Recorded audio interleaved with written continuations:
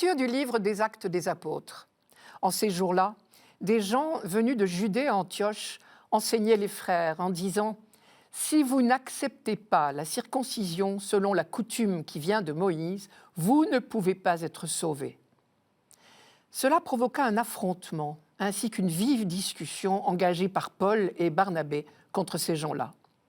Alors on décida que Paul et Barnabé, avec quelques autres frères, monteraient à Jérusalem auprès des apôtres et des anciens pour discuter de cette question.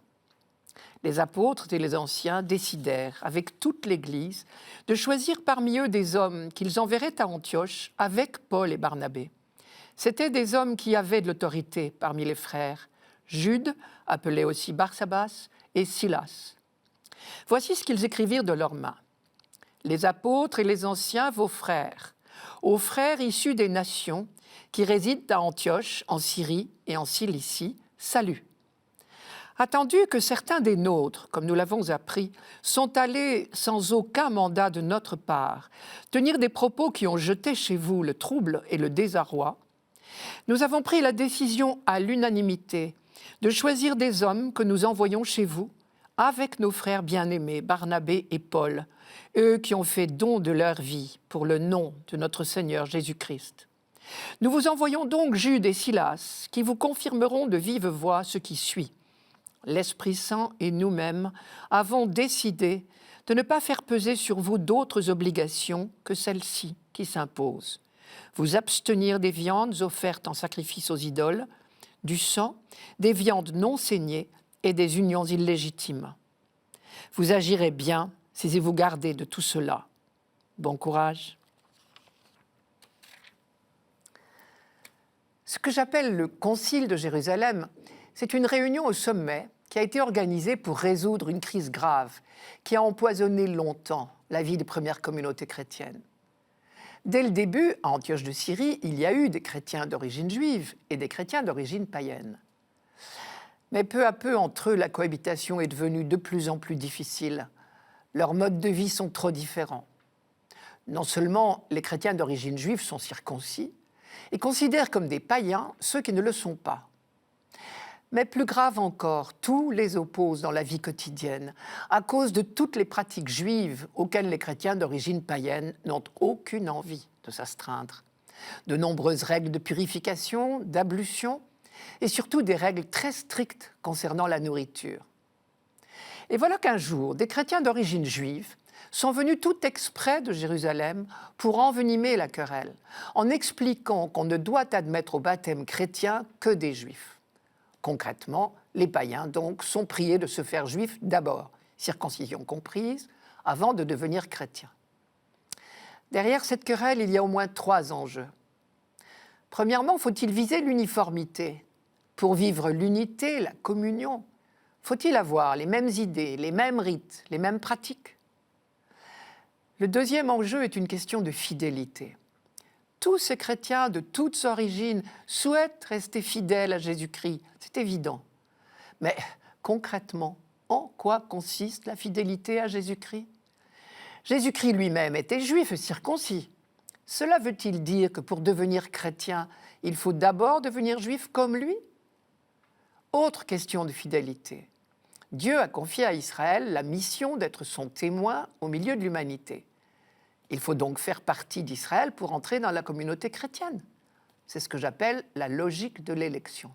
Et conclusion, il faudrait être juif d'abord, avant de devenir chrétien. Concrètement, cela veut dire qu'on accepterait de baptiser des païens, mais à condition qu'ils adhèrent d'abord à la religion juive et qu'ils se fassent circoncire. Enfin, il y a un troisième enjeu, plus grave encore. Le salut est-il donné par Dieu sans condition, oui ou non? Dire « si vous ne recevez pas la circoncision, vous ne pouvez pas être sauvés », cela voudrait dire que Dieu lui-même ne peut pas sauver des non-juifs. Cela voudrait dire que c'est nous qui décidons à la place de Dieu qui peut ou ne peut pas être sauvé. Mais pourtant, Jésus lui-même a bien dit « celui qui croira et sera baptisé sera sauvé ». Et c'est cet argument qui emporte tout. Cela veut dire que la logique de l'élection est dépassée. On est maintenant dans une nouvelle étape de l'histoire humaine. Le prophète Joël avait bien dit « Toute chair verra le salut de Dieu », toute chair, c'est-à-dire tout homme, et pas seulement les Juifs. Concrètement, les apôtres prennent une double décision. Les chrétiens d'origine juive ne doivent pas imposer la circoncision et les pratiques juives aux chrétiens d'origine païenne. Mais de l'autre côté, les chrétiens d'origine païenne, par respect pour leurs frères d'origine juive, s'abstiendront de ce qui pourrait troubler la vie commune, en particulier pour les repas. Cela veut dire aussi que être fidèle à Jésus-Christ ne veut pas dire forcément reproduire un modèle figé. Pour le dire autrement, fidélité n'est pas répétition. Quand on étudie l'histoire de l'Église, on est émerveillé justement de la faculté d'adaptation qu'elle a su déployer pour rester fidèle à son Seigneur à travers les fluctuations de l'histoire. Et enfin, il est très intéressant de remarquer qu'on n'impose à la communauté chrétienne que les règles qui permettent de maintenir la communion fraternelle. C'est certainement la meilleure manière d'être vraiment fidèle à Jésus-Christ. Lui qui a dit « C'est à l'amour que vous aurez les uns pour les autres que l'on vous reconnaîtra pour mes disciples. »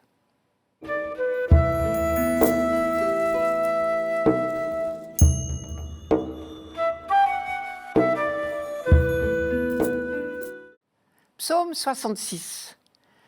Que les peuples, Dieu, te rendent grâce, qu'ils te rendent grâce tous ensemble. Que Dieu nous prenne en grâce et nous bénisse, que son visage s'illumine pour nous, et ton chemin sera connu sur la terre, ton salut parmi toutes les nations. Que les nations chantent leur joie, car tu gouvernes le monde avec justice, tu gouvernes les peuples avec droiture. Sur la terre, tu conduis les nations. La terre a donné son fruit. Dieu, notre Dieu, nous bénit. Que Dieu nous bénisse et que la terre tout entière l'adore. Nous assistons à une grande célébration au Temple de Jérusalem. À la fin de la cérémonie, les prêtres bénissent l'assemblée de manière très solennelle. La première phrase de bénédiction des prêtres, « Que Dieu nous prenne en grâce et nous bénisse, que son visage s'illumine pour nous », reprend très exactement un texte célèbre du livre des Nombres. Je vous le cite. Le Seigneur dit à Moïse, « Voici comment Aaron et ses descendants béniront les fils d'Israël. Que le Seigneur te bénisse et te garde. Que le Seigneur fasse briller sur toi son visage, qu'il se penche vers toi. Que le Seigneur tourne vers toi son visage, qu'il t'apporte la paix. C'est ainsi que mon nom sera prononcé sur les fils d'Israël, et moi, je les bénirai. » Ce texte est la première lecture du 1er janvier de chaque année. Pour un 1er janvier, jour des vœux, c'est le texte idéal. On ne peut pas formuler de plus beaux vœux de bonheur. Et au fond, une bénédiction, c'est cela, des vœux de bonheur. J'ai dit vœux de bonheur, et effectivement, les bénédictions sont toujours des formules au subjonctif. Que Dieu vous bénisse, que Dieu vous garde. Cela me rappelle toujours une petite histoire qu'une jeune femme m'a racontée. Elle était malade à l'hôpital. Le dimanche, quand un prêtre ami est venu lui apporter la communion, il a accompli le rite comme il est prévu. Et donc, à la fin, il lui a dit « Que Dieu vous bénisse ». Et elle, sans réfléchir et sans se contenir, à l'hôpital, elle avait des excuses, elle a répondu en riant « Mais qu'est-ce que vous voulez qu'il fasse d'autre ?» Bienheureuse spontanéité, notre petite dame, ce jour-là, a fait une grande découverte. C'est vrai, Dieu ne sait que nous bénir, que nous aimer, que nous combler à chaque instant. Et quand le prêtre dit « que Dieu vous bénisse », cela ne veut évidemment pas dire que Dieu pourrait ne pas nous bénir. Le souhait, il est de notre côté, si j'ose dire. C'est-à-dire, ce qui est souhaité, c'est que nous entrions dans cette bénédiction de Dieu qui, elle, est sans cesse offerte. Ou bien, quand le prêtre nous dit « le Seigneur soit avec vous », c'est la même chose. Le Seigneur est toujours avec nous. Mais ce subjonctif « soit » dit notre liberté. C'est nous qui ne sommes pas toujours avec lui. De la même manière encore, quand le prêtre dit que Dieu vous pardonne, mais nous savons bien que Dieu nous pardonne sans cesse. À nous d'accueillir le pardon, d'entrer dans la réconciliation qu'il nous propose. Du côté de Dieu, si l'on peut dire, les vœux de bonheur à notre égard sont permanents. Vous connaissez la phrase de Jérémie ? « Moi, je sais les projets que j'ai formés à votre sujet, dit le Seigneur. Projets de prospérité et non de malheur. Je vais vous donner un avenir et une espérance. » Puisque Dieu est amour, toutes les pensées qu'il a sur nous ne sont que des vœux de bonheur, des promesses de bonheur. Autre piste pour comprendre ce qu'est une bénédiction au sens biblique, je reviens au texte du livre des Nombres que je lisais tout à l'heure et qui ressemble si fort à notre psaume d'aujourd'hui. Que le Seigneur te bénisse et te garde. La première phrase du même texte disait « Le Seigneur dit à Moïse, voici comment Aaron et ses descendants béniront les fils d'Israël. » La dernière phrase dit « C'est ainsi que mon nom sera prononcé sur les fils d'Israël, et moi je les bénirai. » Quand les prêtres bénissent Israël de la part de Dieu, la Bible dit « Ils prononcent le nom de Dieu sur les fils d'Israël. » Et même, pour être plus fidèle encore au texte hébreu de la Bible, il faudrait dire « Ils mettent le nom de Dieu sur les fils d'Israël. » Cette expression « mettre le nom de Dieu sur les fils d'Israël » est aussi pour nous une définition du mot « bénédiction ». On sait bien que dans la Bible, le nom, c'est la personne. Donc, être mis sous le nom de Dieu, c'est être placé sous sa présence, sous sa protection, entrer dans sa présence, dans sa lumière, dans son amour. Encore une fois, tout cela nous est offert à chaque instant. Mais encore faut-il que nous y consentions. C'est comme un grand soleil d'été. Si l'on veut bronzer, encore faut-il s'y exposer. C'est pour cela que toute formule de bénédiction prévoit toujours la réponse des fidèles. Quand le prêtre nous bénit à la fin de la messe, par exemple, nous répondons « Amen ». C'est notre accord, notre consentement. Dans ce psaume d'aujourd'hui, la réponse des fidèles, c'est un refrain. Que les peuples, Dieu, te rendent grâce, qu'ils te rendent grâce tous ensemble. Et là, je vois une superbe leçon d'universalisme. Aussitôt qu'il entre dans la bénédiction de Dieu, le peuple élu répercute en quelque sorte la bénédiction qu'il accueille pour lui-même. Et le dernier verset est une synthèse de ces deux aspects. Que Dieu nous bénisse, sous-entendu nous, son peuple choisi, et que la terre tout entière l'adore. C'est dire que le peuple d'Israël n'oublie pas sa vocation, sa mission au service de l'humanité tout entière. Il sait que de sa fidélité à la bénédiction reçue gratuitement par choix de Dieu dépend la découverte de l'amour et de la bénédiction de Dieu par l'humanité tout entière.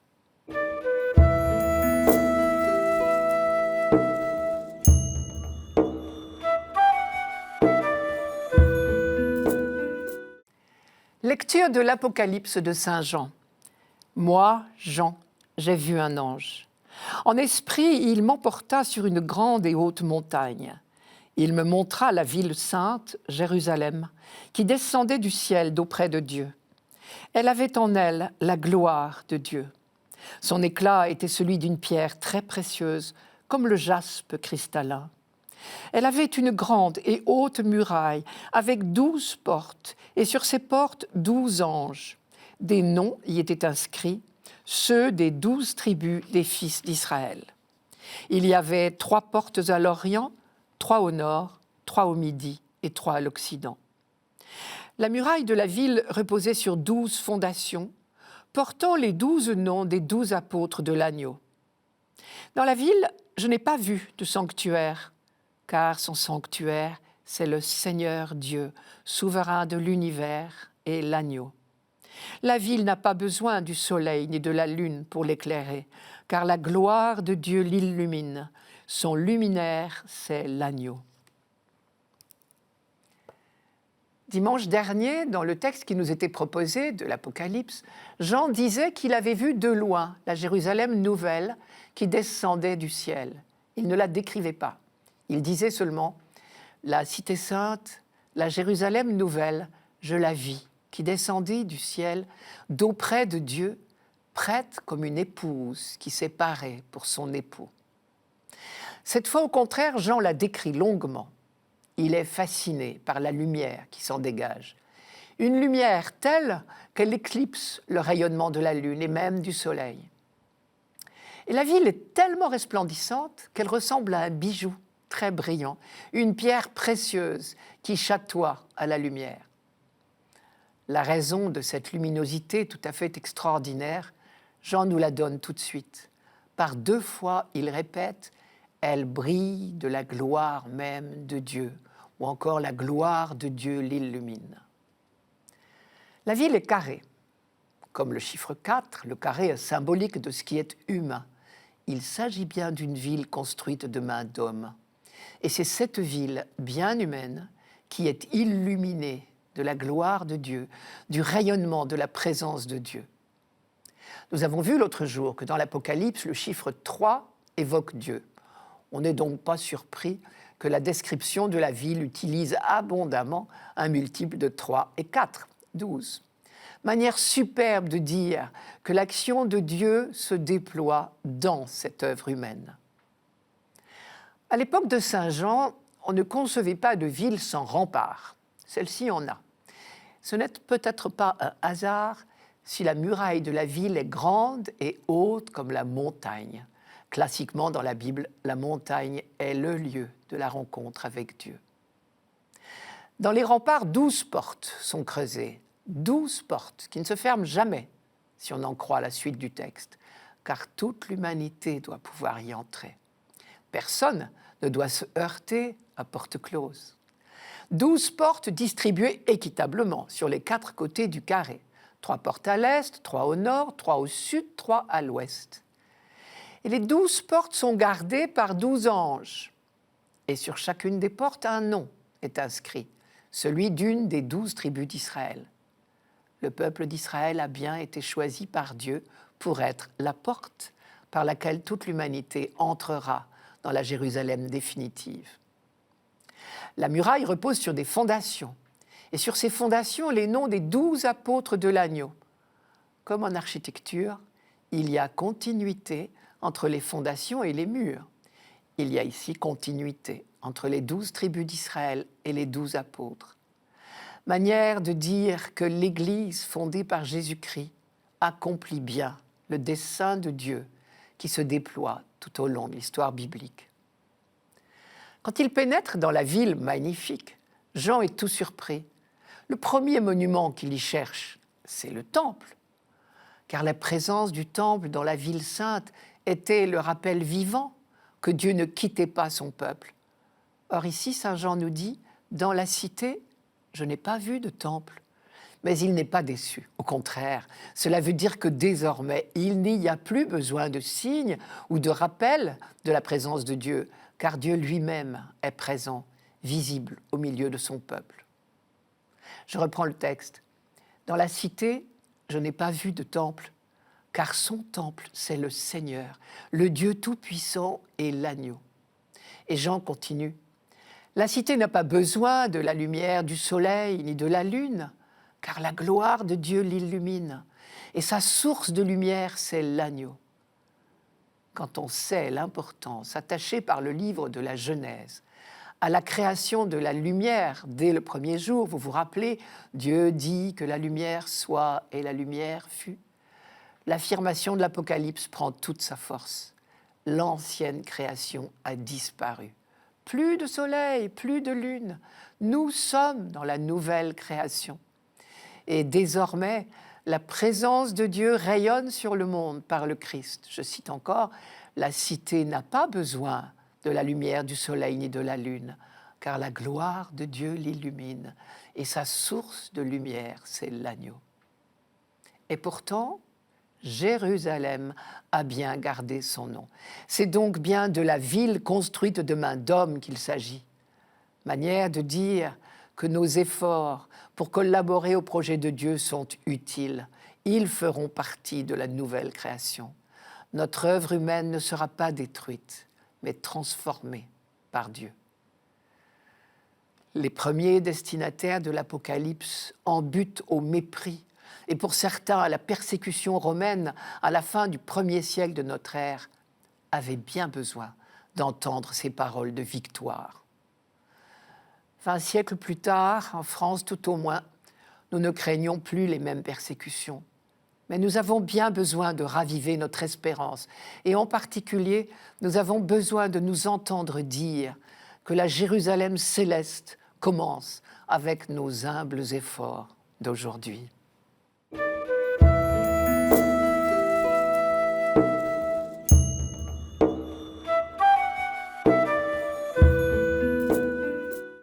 Évangile de Jésus-Christ selon saint Jean.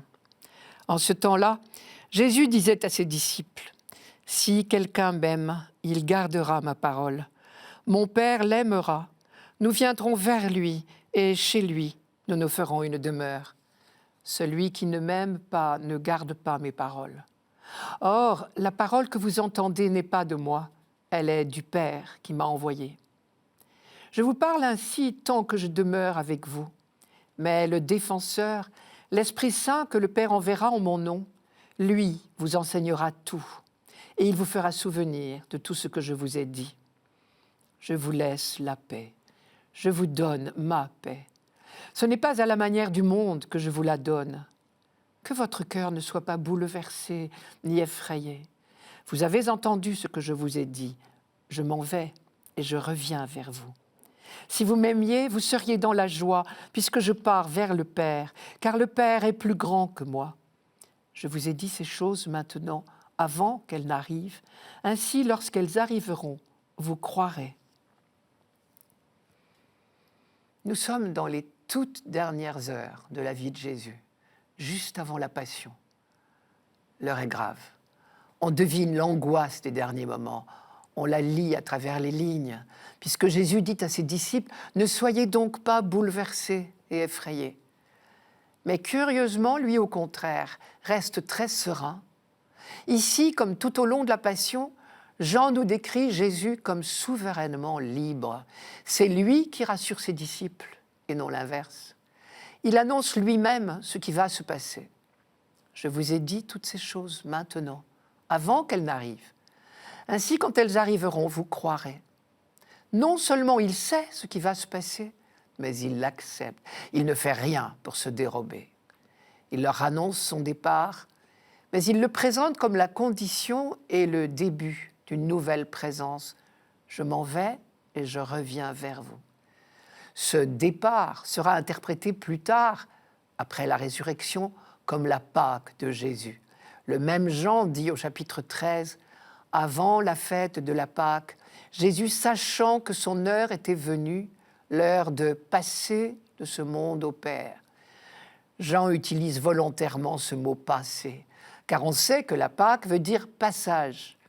Par là, Jean veut faire le rapprochement entre la passion de Jésus et la libération d'Égypte, qu'on revivait à chaque fête juive de la Pâque.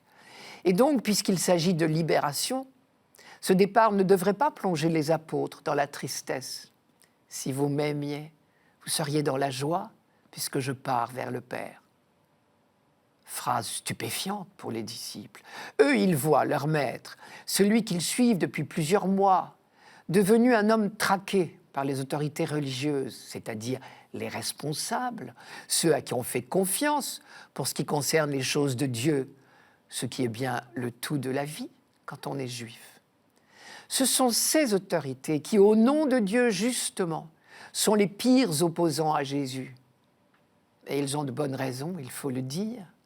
Depuis des siècles, la grande découverte du peuple élu, et par révélation de Dieu lui-même, c'est que Dieu est unique.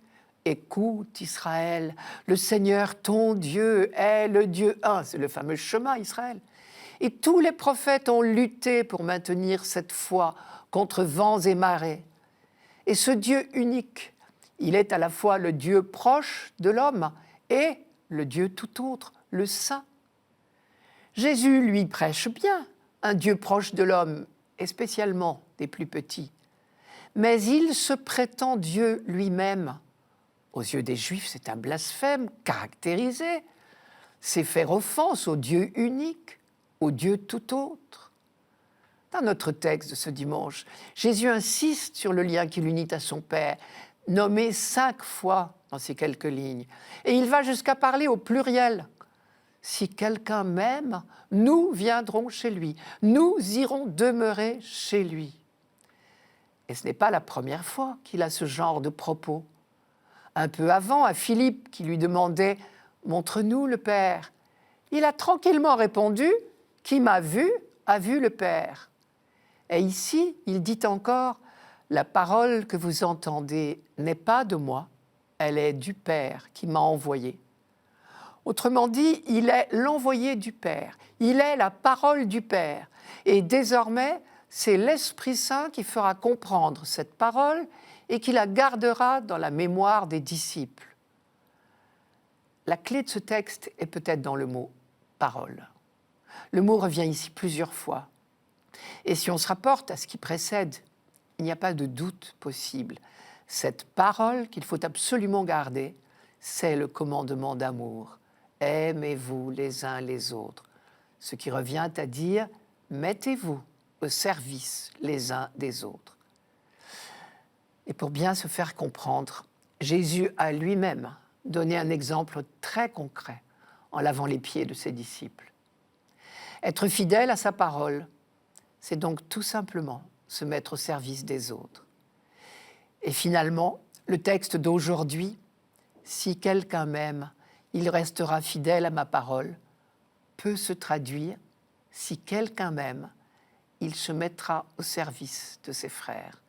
Celui qui ne m'aime pas ne se mettra pas au service des autres. » Inversement, si je comprends bien, celui qui ne se met pas au service des autres n'est pas fidèle à la parole du Christ. Et du coup, nous comprenons mieux le rôle de l'Esprit Saint. C'est lui qui nous enseigne à aimer. Il nous fait souvenir du commandement d'amour. Mais pourquoi Jésus l'appelle-t-il le défenseur ? Nous savons bien que nous n'avons pas besoin de défenseur contre Dieu. L'Esprit Saint est notre défenseur, oui, parce que réellement il nous protège, mais contre nous-mêmes. Car notre plus grand malheur est d'oublier que l'essentiel consiste à nous aimer les uns les autres, c'est-à-dire à nous mettre au service les uns des autres.